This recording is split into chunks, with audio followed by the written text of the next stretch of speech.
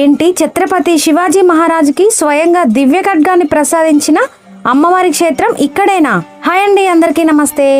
మహారాష్ట్రలోని సోలాపూర్ సమీపంలో ఉన్న తుల్జాపూర్ భవానీ అమ్మవారు కోట్లాది మంది భక్తులకు ప్రత్యక్ష దైవం.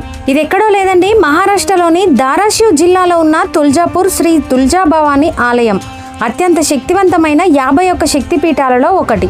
ఇక్కడ అమ్మవారు స్వయంగా వెలిశారు. ఇక్కడ అమ్మవారి విగ్రహం స్థిరంగా లేకుండా చలనమూర్తి అని చెప్తూ ఉంటారు. పూజా కార్యక్రమాల కోసం విగ్రహాన్ని కదిలిస్తారు. అమ్మవారికి నిద్రోత్సవం కూడా నిర్వహిస్తారు. సంవత్సరానికి 3 సార్లు అమ్మవారు విశ్రాంతి తీసుకుంటారని నమ్ముతారు.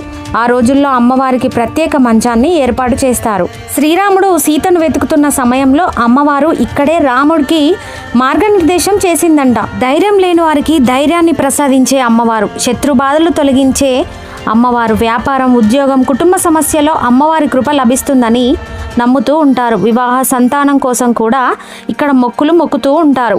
ప్రతి సంవత్సరం తెలుగు రాష్ట్రాల నుంచి వేల మంది భక్తులు బస్సులు, కార్లలో తుల్జాపూర్ వెళ్ళి అమ్మవారిని దర్శించుకుంటారు.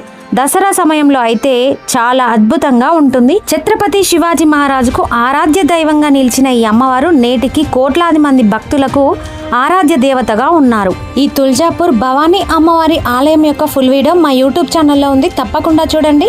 లైక్ చేయండి, షేర్ చేయండి, సబ్స్క్రైబ్ చేసుకోండి. మీరు ఎప్పుడైనా ఈ తుల్జాపూర్ భవానీ అమ్మవారిని దర్శించారా? అయితే మాకు కామెంట్ చేయండి.